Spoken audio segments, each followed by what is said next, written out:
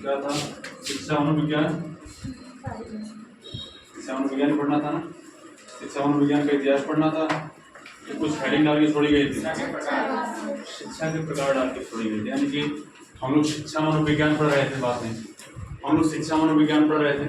और शिक्षा मनोविज्ञान में शुरुआत को लेकर के भी इतिहास का बाकी है, और शिक्षा के बारे में हम लोग पढ़े, ठीक है। शिक्षा मनोविज्ञान का मतलब क्या, उसके बारे में हम लोग पढ़े। शिक्षा के प्रकार के बारे में आज हम पढ़ेंगे, तो उसको शायद हेडिंग मतलब लिखवाया गया था, आज इसको पूरा कर लेते हैं। पहली हेडिंग बनाइए उसको, ठीक है। शिक्षा के प्रकार, शिक्षा के प्रकार, बात नहीं, बैठ जाओ बैठ जाओ। शिक्षा के प्रकार और उसके समानता आपको 3 प्रकार लिखवाए गए थे, ठीक है। जिसमें पहला प्रकार क्या था, समझ लेता है, डायरेक्ट इसको विस्तृत तरीके से ही लिखा जाए, ठीक है। तो पहले क्या थी, औपचारिक शिक्षा।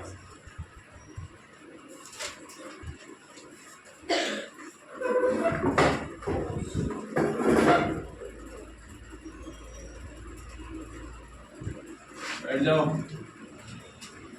औपचारिक शिक्षा, ठीक है।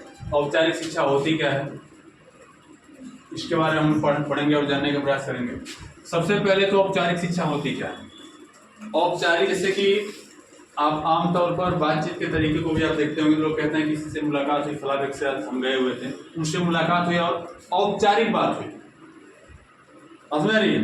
जैसे कई बार आप किसी से फोन से ही बात करते हैं, या फिर किसी से मिलने के लिए आना होता है, या फिर किसी मुद्दे पर बात करनी होती है, तो लोग क्या कहते हैं, हम जाएंगे, घबराइए नहीं, हम आपके पास आएंगे, एक समय हम आपको दे रहे हैं, उस समय पे आएंगे और आकर के औपचारिक तरीके से इस मुद्दे पर बात किया जाएगा। मतलब आपने क्या कर दिया, आपने समय कर दिया निर्धारित, और समय निर्धारित किया तो साथ साथ स्थान में निर्धारित कर दिया, कहाँ मिलेंगे। समझ रही है, तुम लोग जिस रूम में हो, जिससे चैटिंग वगैरह होती है, तो फिर बात पहुँचती है जब आगे, क्या कहते हो, मुलाकात होगी, चलो बैठ कर चाय पीते हैं कहीं पे, तो क्या कहते हो, चलो एक काम करते हैं भाई, औपचारिक मुलाकात करते हैं, पता कर लेते हैं फला रेस्टोरेंट है, वहाँ कोई आता जाता है, मतलब कि हमारे गांव कोई आता जाता नहीं, अलग बात है, वहीं पे काम करता है, ठीक है। और आप जाते हैं तो आपने क्या किया, आप वहाँ जाकर के मुलाकात करते हैं, एक दूसरे को समझने का प्रयास करते हैं। तो ऐसी स्थिति में होता क्या है, आपने स्थान निर्धारित कर लिया, समय निर्धारित कर लिया। उसी प्रकार शिक्षा में भी है। औपचारिक शिक्षा का तात्पर्य इससे कि जब ऐसी शिक्षा जिसमें समय निर्धारित हो, स्थान निर्धारित हो, पाठ्यक्रम निर्धारित हो, इस प्रकार की शिक्षा को क्या बोला जाएगा, औपचारिक शिक्षा बोला जाएगा। इस समय जो आप पढ़ने के लिए यहाँ आए हुए हैं, यह जो जिस प्रकार की शिक्षा, इसे किस प्रकार की शिक्षा कहा जाएगा, इसे औपचारिक शिक्षा कहा जाएगा, क्योंकि स्थान इसका फिक्स है, समय इसका फिक्स है।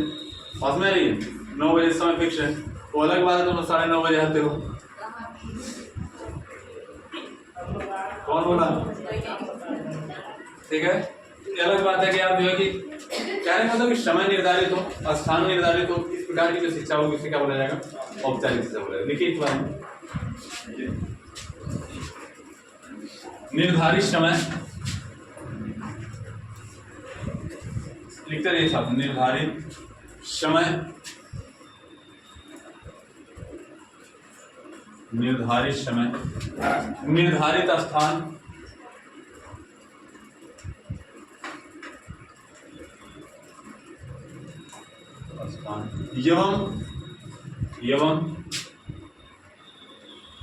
एवं निर्धारित पाठ्यक्रम से प्राप्त की जाने वाली शिक्षा, से प्राप्त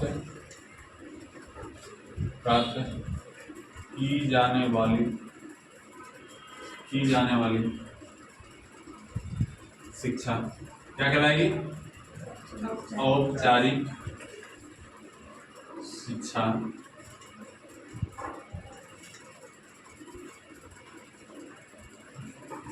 कहलाती है।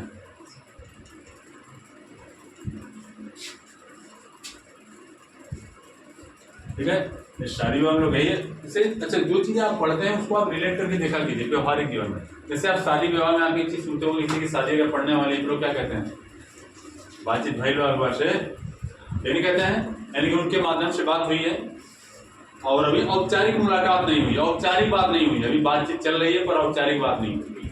और मिल करके जब आप बात करते हैं एक उचित स्थान पर, एक उचित मुद्दे पर बात करते हैं, तब जाकर हुआ क्या, औपचारिक मुलाकात कहलाती है। तो औपचारिक मुलाकात और औपचारिक क्या है, समझ आई? जैसे जैसे लिख लीजिए, वंदना जी समझ में आ रहा है? ठीक है, जैसे लिखिए स्कूल,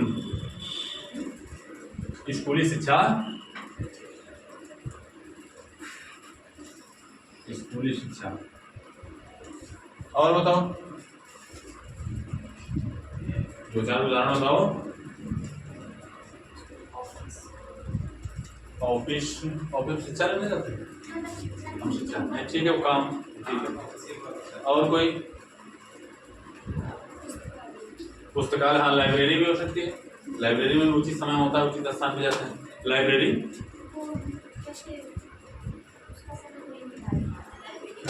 लाइब्रेरी समय नहीं निर्धारित होता, बच्चे लाइब्रेरी का समय निर्धारित होता है, उसको उसका भी बैच होता है कि आप इस टाइम पीरियड से इस टाइम पीरियड के बीच में ही पढ़ सकते हैं, कई बैचेस इसमें फटे होते हैं। अरे पहले तो यही लिख ले भाई, कोचिंग, कोचिंग संस्थान, समय निर्धारित है ना।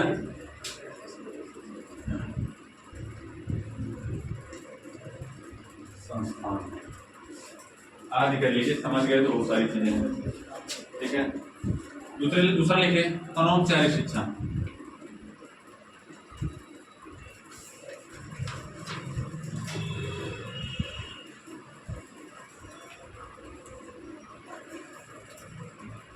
अनौपचारिक शिक्षा, ठीक है।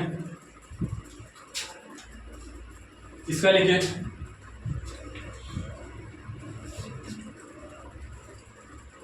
देखिए, जब शिक्षा का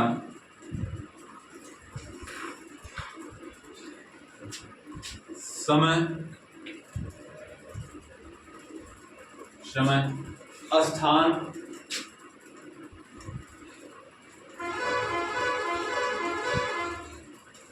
एवं पाठ्यक्रम मत लिखिए, समय एवं स्थान, समय एवं स्थान निर्धारित न हो,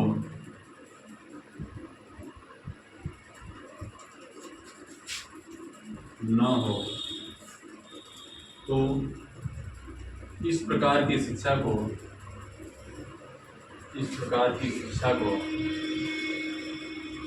क्या कहेंगे? अनौपचारिक शिक्षा कहते हैं।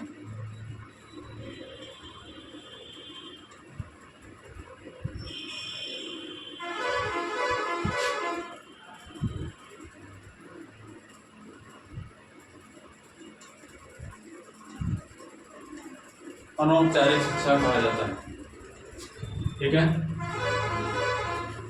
क्या इस दुनिया में जो चीज भी आप सीखते हैं, शिक्षा को मतलब सीखने से, कोई केवल किताबी ज्ञान से मतलब नहीं है, बस में नहीं, यहाँ पर सीखने से।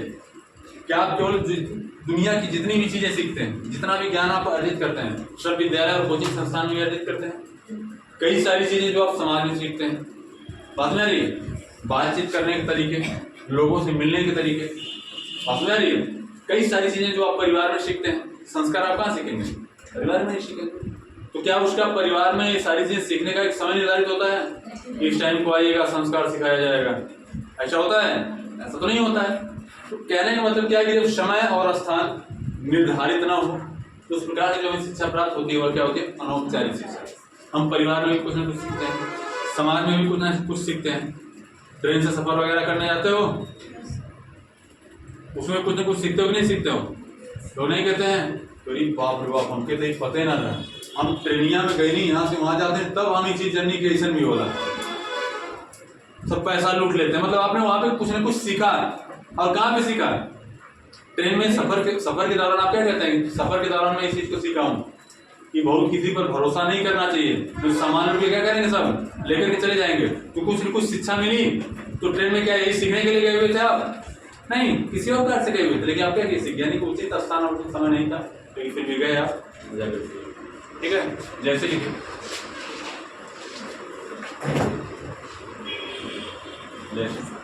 परिवार,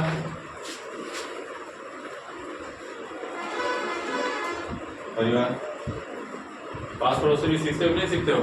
क्या सीखते हो? बहुत कुछ। क्या गाली? पड़ोसियों से क्या सीखते हो? हाँ, फार्मूला किसका फार्मूला? पड़ोसी, परिवार, समाज। ठीक है, परिवार समाज आदि कर लीजिए।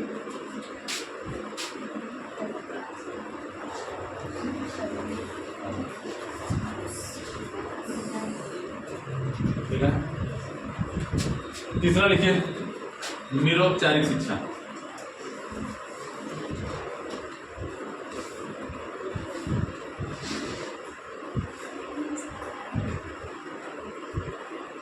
निरौपचारिक शिक्षा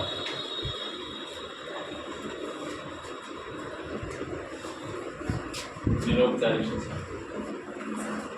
इसे ध्यान दीजिए, इसे दूरस्थ शिक्षा भी कहते हैं। पास में आ रही है? इसे दूरस्थ शिक्षा भी कहते हैं। लिख लीजिए, इसको फिर बताते हैं। दूरस्थ लिखिए, दूरस्थ स्थान से या फिर दूर के स्थान से, दूरस्थ स्थान से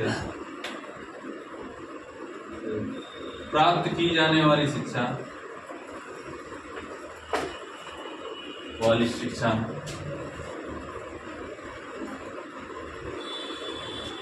निरौपचारिक शिक्षा कहलाती है।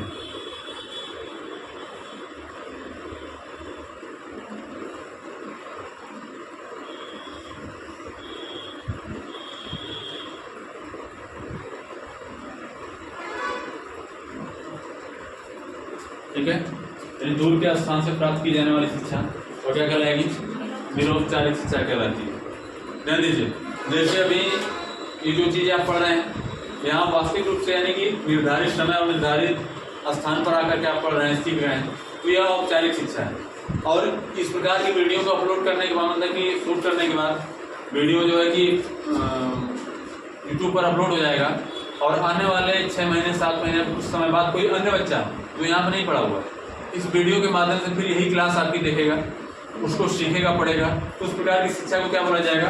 उस प्रकार की शिक्षा को निरौपचारिक शिक्षा बोला जाएगा, क्योंकि दूरस्थ शिक्षा है। हम तो यहाँ पढ़ा रहे हैं, हम यहाँ पढ़ा है, लेकिन वो मोबाइल में किसी अन्य स्थान पर देखेगा, देखने का समय भी निर्धारित नहीं है। बस में रही तो कहीं और बैठ करके देखेगा। जैसे कोई भी आप ऑनलाइन क्लास वगैरह लेते हैं तो क्या दूरस्थ शिक्षा है, टीचर कहीं और पढ़ा रहा है, दिल्ली में आपका स्टूडियो वगैरह सारा सेटअप वगैरह वहाँ पर है, वहाँ पर खड़े होकर बैठ करके वहाँ अपना सारा सिस्टम लेकर वहाँ पढ़ा रहा है, और आप पढ़ कहाँ रहे हैं? आप घर पे पढ़ रहे हैं। शिक्षा वहाँ दे रहा है, प्राप्त किसको हो रही है? आपको हो रही है। ये किस प्रकार की शिक्षा कहलाएगी? निरौपचारिक शिक्षा कहलाएगी। पत्राचार के माध्यम से प्राप्त होने वाली शिक्षा, पेपर वगैरह, मैगजीन वगैरह जो मंगवा करके आप पढ़ते हैं, वो भी छपी कहीं और समझ रही है, वो खबर, वो सारी जानकारी कहीं और बना करके आप यहाँ प्राप्त कर रहे हैं। लिख लीजिए, जैसे लिखिए पत्राचार, जैसे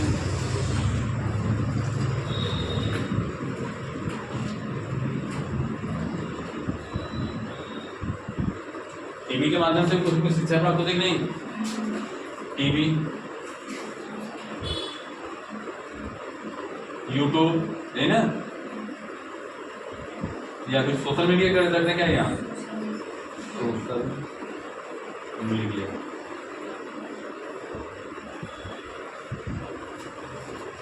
ठीक, कोई दिक्कत, कोई कंफ्यूजन पूछ सकते हैं। ठीक है, चलिए अब हेडिंग डालिए, शिक्षा मनोविज्ञान का इतिहास। मिला था इसको?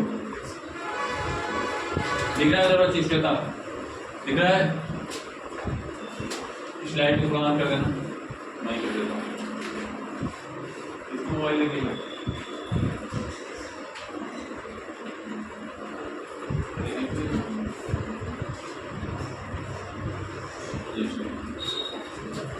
मिला था इसको?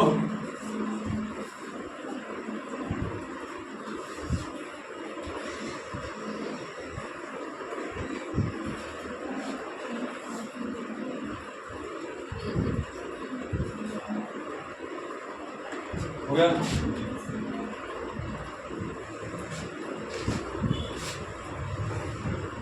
औपचारिक शिक्षा किसे कहते हैं? उचित स्थान, उचित पाठ्यक्रम, उचित समय। जब तीनों हो औपचारिक शिक्षा, जब तीनों ना हो अनौपचारिक शिक्षा। ठीक है, जब दूर किसी स्थान किसी और के साधन के या फिर किसी और तरीके से अगर प्राप्त की जाने वाली शिक्षा क्या कहलाएगी? निरौपचारिक शिक्षा कहलाएगी। ठीक है, हेडिंग डालिए शिक्षा मनोविज्ञान का इतिहास। बहुत कम हम लोग पढ़ेंगे, थोड़े पढ़ेंगे जितना आपका सिलेबस उतना ही पढ़ेंगे। शिक्षा मनोविज्ञान का इतिहास, शिक्षा मनोविज्ञान का इतिहास, शिक्षा मनोविज्ञान का इतिहास।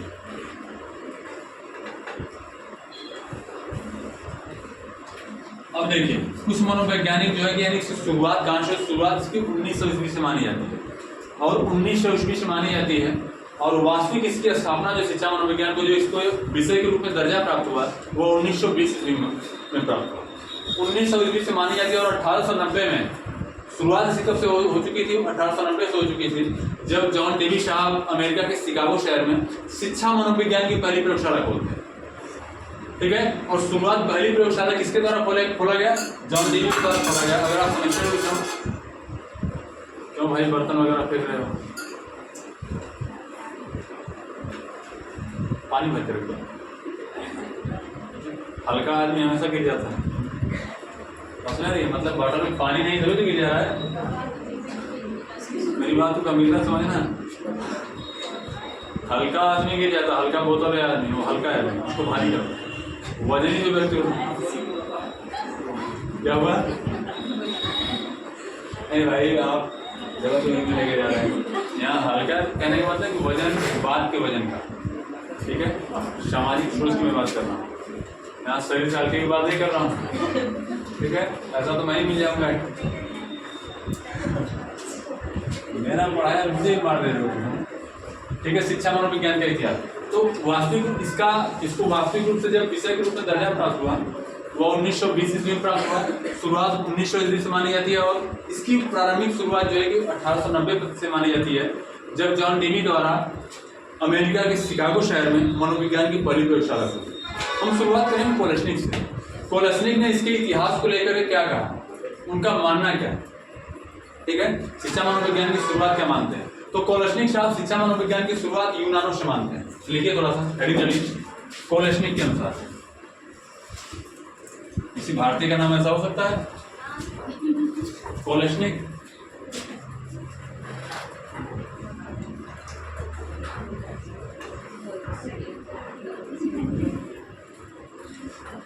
हम भारतीयों के नाम बड़े अच्छे होते हैं, है कि नहीं? जैसे मेरा नाम है देखो।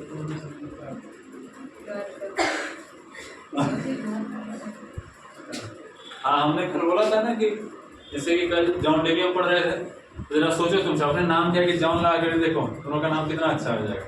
घर वाले बुलाएंगे, कितना अच्छा लगेगा।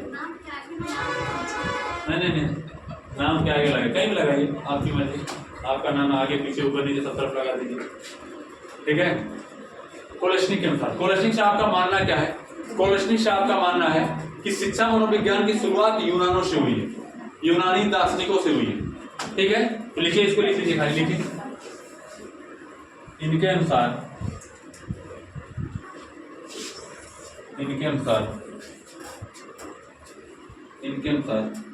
शिक्षा मनोविज्ञान की शुरुआत शिक्षा मनोविज्ञान की शुरुआत यूनानी दार्शनिकों से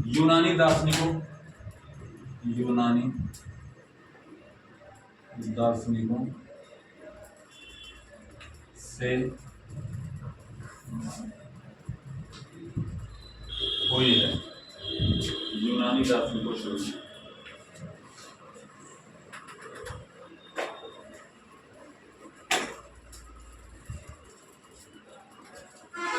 ठीक है, B.F. स्किनर साहब क्या कहते हैं भैया?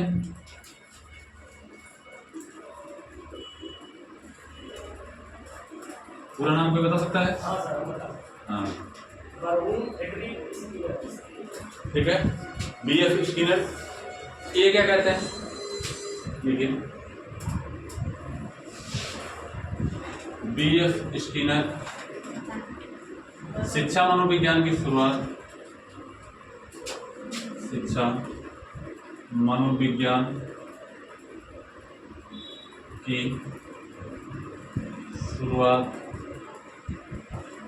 अरस्तु से मानते हैं।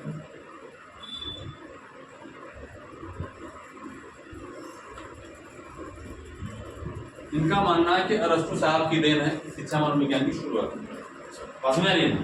ये मानते हैं कि अरस्तु साहब ने जो सिद्धांत दिया, जो थ्योरी दिया, उसके हिसाब से क्या हुआ शिक्षा मनोविज्ञान की शुरुआत। अब अरस्तु साहब ने शिक्षा के बारे में कहा, थोड़ा सा उसके बारे में कहा। ये हो गया, तो हेडिंग बनाइए, इसको मिटाना, लिख लीजिए। हो गया, हो गया,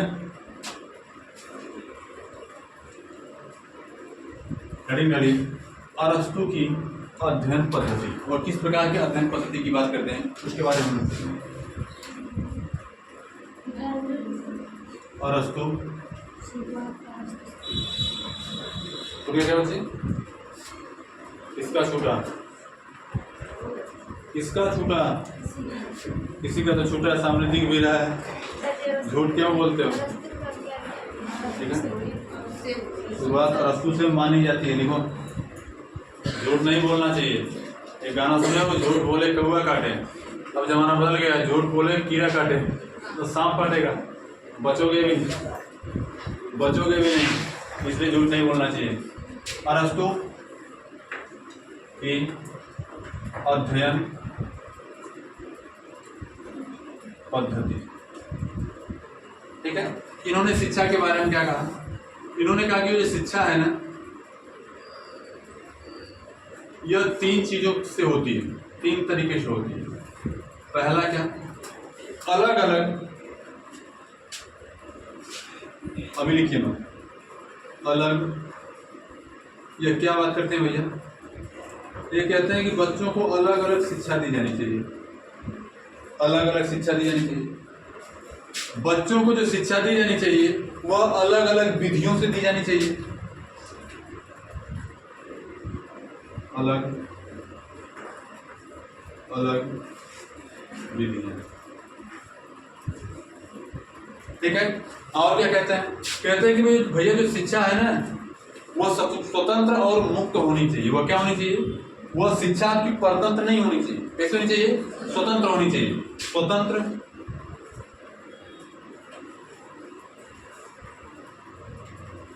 स्वतंत्र एवं मुक्त शिक्षा, मुफ्त नहीं, स्वतंत्र एवं मुक्त शिक्षा। सुनिएगा, इन्होंने कहा कि हमारी शिक्षा कैसी होनी चाहिए? हमारी शिक्षा अलग अलग प्रकार की शिक्षा होनी चाहिए। आपको केवल किताबी ज्ञान न दिया जाए, आपको शारीरिक शिक्षा दी जाए, आपको मानसिक शिक्षा दी जाए, आपको आध्यात्मिक शिक्षा भी दी जानी चाहिए। आपको, इन्होंने कहा कि शिक्षा केवल एक प्रकार की नहीं दी जानी चाहिए, व्यवसायिक शिक्षा भी बच्चे को प्रदान करनी चाहिए, यानी कि अलग अलग प्रकार की शिक्षा प्रदान करनी चाहिए। एक बालक के सर्वांगीण विकास के लिए सभी प्रकार की शिक्षाओं का ज्ञान उसको क्या है? बहुत जरूरी है। अगर केवल आप किताबी ज्ञान लेकर के चलते, अध्यात्म का ज्ञान आपको नहीं है, मानवता का ज्ञान नहीं है, शारीरिक कौशल का ज्ञान नहीं है, तो शिक्षा कोई मतलब है?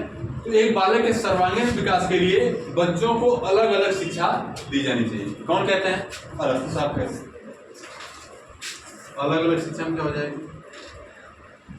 शारीरिक शिक्षा,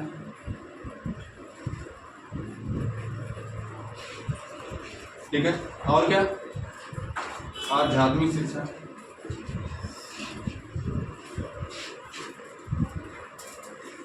और क्या? व्यवसायिक,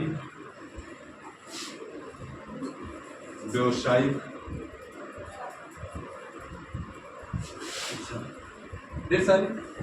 और इन्होंने कहा कि अलग अलग विधियों का प्रयोग किया जाना चाहिए, अलग अलग विधि से, खेल विधि से, ठीक है, जितनी सारी विधियां हैं, प्रश्नावली विधि से, प्रश्नोत्तर विधि से, इन सारी विधियों से बच्चों को क्या करना चाहिए? बच्चों को सीखने और सिखाने की प्रक्रिया को बढ़ावा देना चाहिए। अलग अलग शिक्षा दी जानी चाहिए, अलग अलग विधियों से दी जानी चाहिए। अगर बच्चा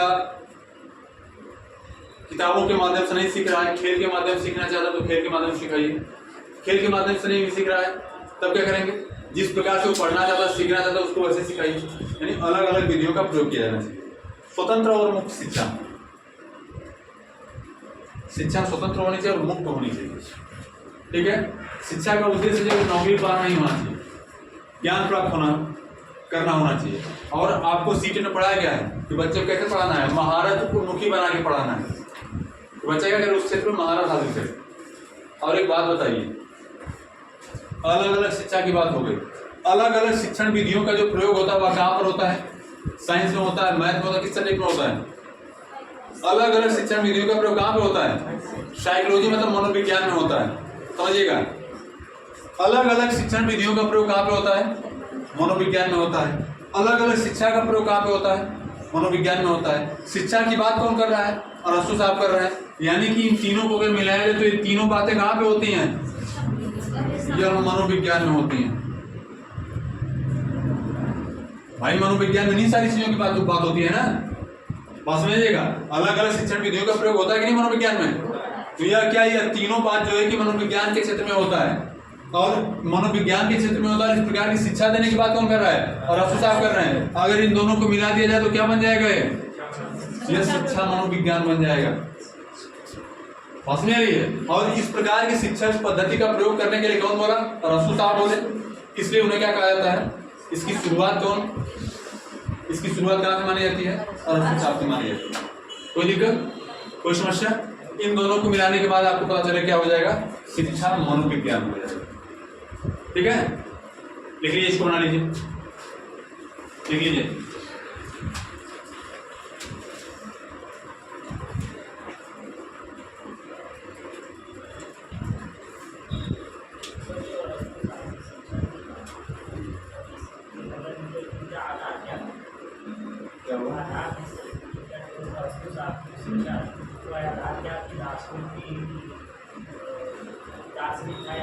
उसको बंद करके बोलो, उसको बंद करके बोलो। तुम्हारा किस्सा उसको बंद करो, मोबाइल बंद करो, प्रार्थना मोबाइल चला करो, बंद करो मोबाइल, बंद करो भाई। गूगल करके क्वेश्चन पूछना और बहुत तुमको अगर सारी चीजें जितनी बताई जा रही है, बहुत तुमको ज्ञान प्राप्त करना है तो तुमको कुछ किताबें सजेस्ट कर दे रहा हूँ, उसको जाकर के पढ़ो। ठीक है, ढेर सारा ज्ञान तुमको मिलेगा। जितना सिलेबस तुमको बताया जा रहा है उतना सिलेबस तुम पढ़ो। बहुत ज्यादा इधर भटकने का प्रयास मत करो। मैं तुमको ज्ञानी, मैं फिर कह रहा हूँ, मुझे तुमको ज्ञानी नहीं बनाना है। ऑन रिकॉर्ड में इस बात को कह रहा हूँ, मुझे तुम्हें एग्जाम क्रैक कराना है। तुम पढ़ो, अभी पढ़ने की जरूरत है। ज्ञान प्राप्त करने के लिए पूरा जीवन बचा हुआ है। सिलेबस के हिसाब से नहीं चलोगे, पीछे के पीछे ही रह जाओगे। गूगल करके क्वेश्चन पूछ रहे हो, गूगल करके देख लो भाई। इस दुनिया में इतना ज्ञान है, सुनो मेरी बात, इस दुनिया में इतना ज्ञान है कि हर किसी के पास मोबाइल है। हर बच्चा ये चीज देख सकता है, समझ सकता है। इससे रिलेटेड क्वेश्चन पूछो। सिलेबस से भी आपको ओवर पढ़ाया जा रहा है, इसके बाद भी आप अगर इधर उधर उलझाएंगे तो फिर आपका सिलेबस बच जाएगा। मुझे कोई दिक्कत नहीं है, समझ लीजिए। कह तो रहा हूँ मैं, हो गया कह रहा हूँ। प्रकृतिवादी विचारधारा के समर्थन है, आदर्शवादी प्रकृतिवादी दोनों। अभी प्रकृतिवादी विचारधारा आ गया है, इन्हीं के शिष्य हैं, वो लेकर के आए। बस में नहीं, अभी रूसो की जब बात होगी, शारीरिक शिक्षा, आध्यात्मिक शिक्षा, व्यवसायिक शिक्षा, बिल्कुल हो सकता है। जितनी प्रकार की शिक्षाएं सबको आदि में सारी शिक्षाएं आपकी आ जाएंगी। ठीक है, इनके शिष्य का नाम कोई बता सकता है? और उस साहब के शिष्य का नाम क्या हुआ? प्लेटो थे कि रूसो थे कि प्लेटो थे? प्लेटो साहब प्लेटो थे। प्लेटो के शायद ये शिष्य हैं। ठीक है, इनके शिष्य जो है शायद रूसो हैं। अब इनके जो शिष्य हैं रूसो हैं, वो प्रकृतिवादी शिक्षा को बढ़ावा देने की बात करते हैं।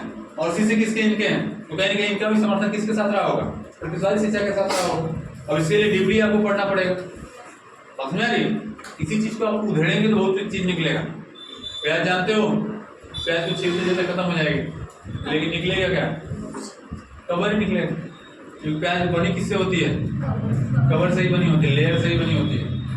ठीक है, देखिए एक आदमी था, सुनना, एक आदमी था गाँव बाजार गया और पत्ता गोभी जानते हो, देखे हो, पत्ता गोभी लिया और लेने के बाद बोला कि भाई हमको गोभी दे दो, और लेकर के चला गया। रास्ते में उसको छिल रहा है, भगवान कर एक कवर उतारा, फिर कह रहा है गोभियाँ ना ऊपर, फिर दूसरा कवर उतारा, और उतारते उतारते क्या हुआ, पूरी गोभी समाप्त, और गोभी मिली ही नहीं। तब इसके बाद समझ में आया कि अरे तुम उसको ठग दिया, लेकिन उसको पता नहीं वो कौन ठगा हुआ व्यक्ति है वो। ठीक है, ये सारी चीजें लिखिए। रूसों कौन सा एक लाइन लिख लीजिए, लिखेंगे कि ऐसे लिख लेंगे सही रहेगा, समझ में आ रहा है ना, लिख लीजिए। रूसों साहब क्या कहते हैं, मिटा रहा हूं इसको, मिटा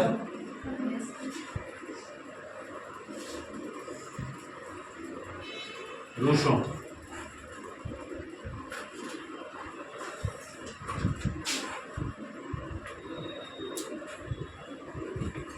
लिखिए। यह प्रकृतिवादी विचारधारा के समर्थक थे। यह थोड़ा गूगल करो भी, देखो मतलब कि रूसो किसके शिष्य हैं, वाइल लियो ना, गूगल करो भी, थोड़ा देखो, मैं कंफ्यूज थोड़ा सा देखते बताओ भाई, कोई बच्चा बताओ ना, लिखिए। यह प्रकृतिवादी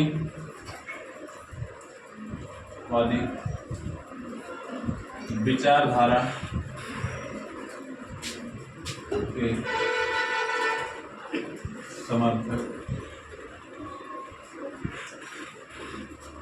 ध्यान दीजिए, यह प्रकृतिवादी विचारधारा के समर्थक है, और किसको प्राथमिकता देते हैं, प्रकृति को प्राथमिकता देते हैं। इनका मानना यह है कि बच्चे को प्रकृति की गोद में छोड़ दीजिए, प्रकृति के साथ जीने के लिए छोड़ दीजिए, उसको जो बनना होगा, जो कुछ सीखना होगा वो सीख लेगा।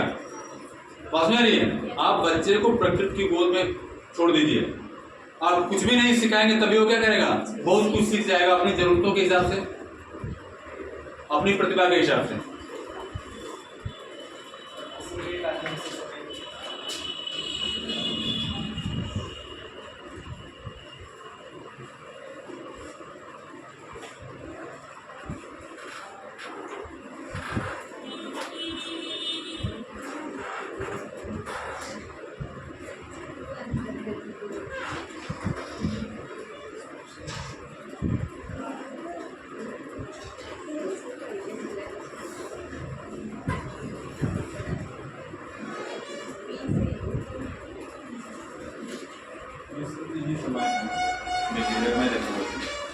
ठीक है, इनका मानना था कि बच्चे क्या कीजिए, प्रकृति की गोद में छोड़ दीजिए, वो अपने बाप जो कुछ भी सीखना होगा, जो कुछ भी बनना होगा वो बन जाएगा। जिन बच्चों के का देख रेख करने के लिए लालन पालन करने वाला कोई नहीं होता है, पता चलता है बचपन से क्या होते हैं, मजदूरी करना शुरू कर देते हैं। और कई बार ऐसा भी होता है, कुछ बालक ऐसे भी नहीं करते हैं, मजदूरी करते करते उनका पढ़ाई में मन होता है, जिस क्षेत्र में जाना होता है वहाँ से करते करते पढ़ लिख करके बड़ा आदमी हो जाते हैं। और कुछ बच्चे क्या होते हैं, वहीं से क्या होते हैं, बिगड़ जाते हैं। जिसको जो बनना वो बनेगा। इनका मानना है कि प्रकृतिवादी विचारधारा के समर्थक थे, और ये कहते थे कि बच्चे को प्रकृति की गोद में छोड़ दीजिए, उसको जो बनना है वो बन जाएगा। देखिए थोड़ा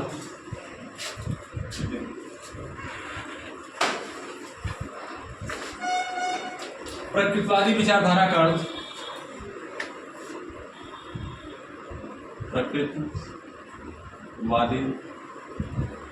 विचारधारा का अर्थ प्रकृति को प्राथमिकता देने से है।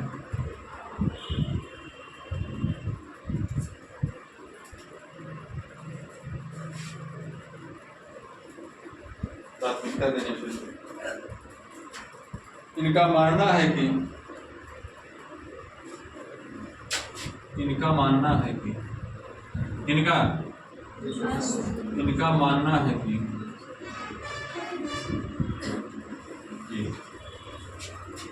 बालक को स्वतंत्र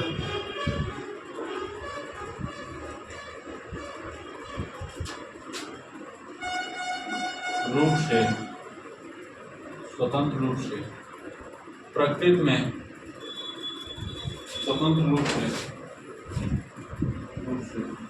प्रकृति में छोड़ दीजिए, प्रकृति पर छोड़ दीजिए,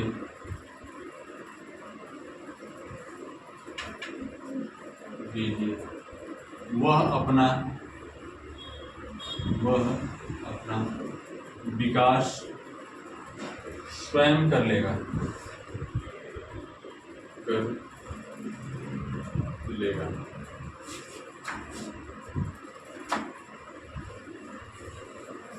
कुछ मनोवैज्ञानिक इनको शिक्षा मनोविज्ञान का जनक मानते हैं, जैसे भी दीजिए कुछ मनोवैज्ञानिक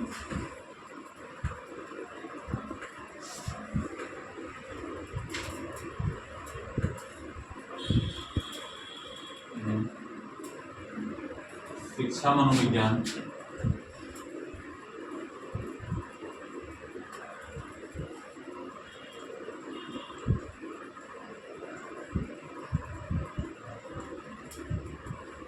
शिक्षा मनोविज्ञान का जनक भी मानते हैं।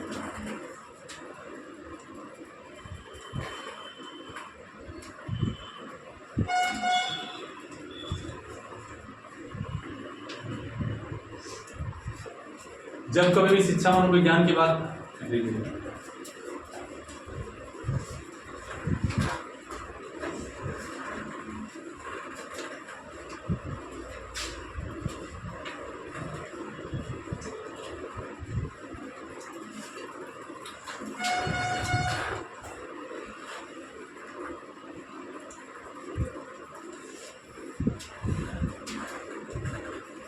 हो गया। देखिए, अगर जनक की बात आप करेंगे शासकीय मनोविज्ञान 80% जो है कि प्रतिपादक और जनक को लेकर के विवाद, कुछ मनोवैज्ञानिक मानते हैं, कुछ नहीं मानते। समझ में आ रही? तो कुछ तथ्य ऐसे हैं जो उलझे हुए रहेंगे। आपके द्वारा पूरा मनोविज्ञान पढ़ लेने के बाद भी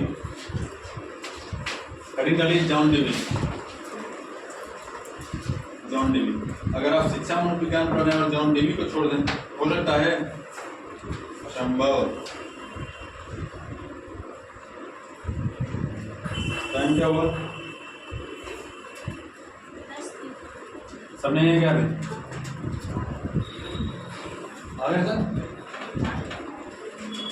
सभी हैं। जॉन डेवी बिटा देखो,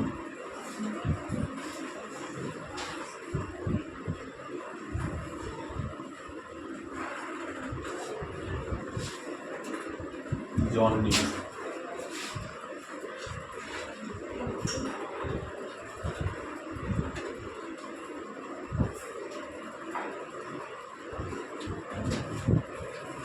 डेवी देखिए, शिक्षा मनोविज्ञान की पहली प्रयोगशाला इनके द्वारा खोली गई। तो लिखिए, शिक्षा मनोविज्ञान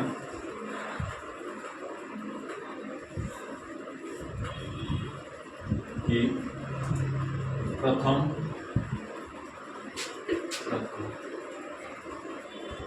प्रयोगशाला किसके द्वारा खोली गई? जॉन डेवी के द्वारा खोली गई। कब खोली गई? 1890 से। ठीक है, कहाँ खोली गई? अच्छा, रहने वाले कहाँ के लिए भी लिख लीजिए, अमेरिका के लिए। अमेरिका के लिए, ठीक है। जो यह प्रयोगशाला खोली गई, यह कहाँ खोली गई? शिकागो शहर। शिकागो कहाँ है? देखो, हाँ देखिए, शिकागो कहाँ पड़ता है? अमेरिका। ठीक है। शिक्षा मनोविज्ञान की शुरुआत, देखिए, शिक्षा मनोविज्ञान की शुरुआत, मनोविज्ञन, अच्छा यहाँ पर शिक्षा मनोविज्ञान की पहली प्रयोगशाला 1890 में खोली गई। और अगर कोई पूछूं कि मनोविज्ञान की पहली प्रयोगशाला कब खोली गई? 1879 में खोली गई। कब, कहाँ खोली गई? जर्मनी के लिपजिग शहर में खोली गई। किसके द्वारा खोली गई? विलियम वुंड्स के द्वारा खोली गई। मनोविज्ञान की दूसरी प्रयोगशाला कब खोली गई? विलियम जेम्स के द्वारा खोली गई। कहाँ खोली गई? अमेरिका में खोली गई। किस विश्वविद्यालय में? कैम्ब्रिज विश्वविद्यालय में। पास में आ रही है? किस सन में खोली गई? 1890 में खोली गई। अमेरिका में मनोविज्ञान की पहली प्रयोगशाला कब खोली गई? 1890 में, क्योंकि दूसरी प्रयोगशाला खोली गई, लेकिन अमेरिका वालों के लिए क्या पहली प्रयोगशाला थी। यही कारण है कि अमेरिका में मनोविज्ञान का जनक किसे माना जाता है? विलियम जेम्स शार्प को माना जाता है। विलियम जेम्स शार्प को किसका जनक कहा जाता है? प्रकार्यवाद का जनक कहा जाता है। संरचनावाद का जनक किसे कहा जाता है? विल्हेम वुंड शार्प को कहा जाता है। ये सारी चीजें आपको याद होनी चाहिए, ठीक है। आगे इसको पूरा कर लीजिए। शिक्षा, मनोविज्ञान की शुरुआत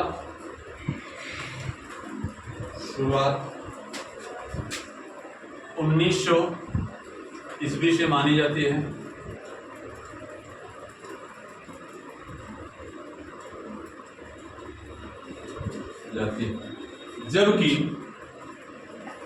जबकि इसे स्वतंत्र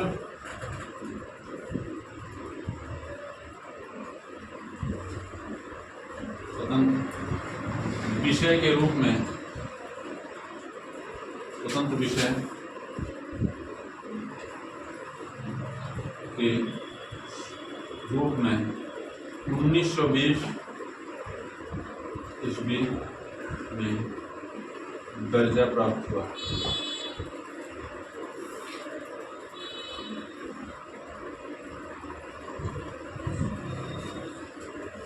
लिख लीजिए।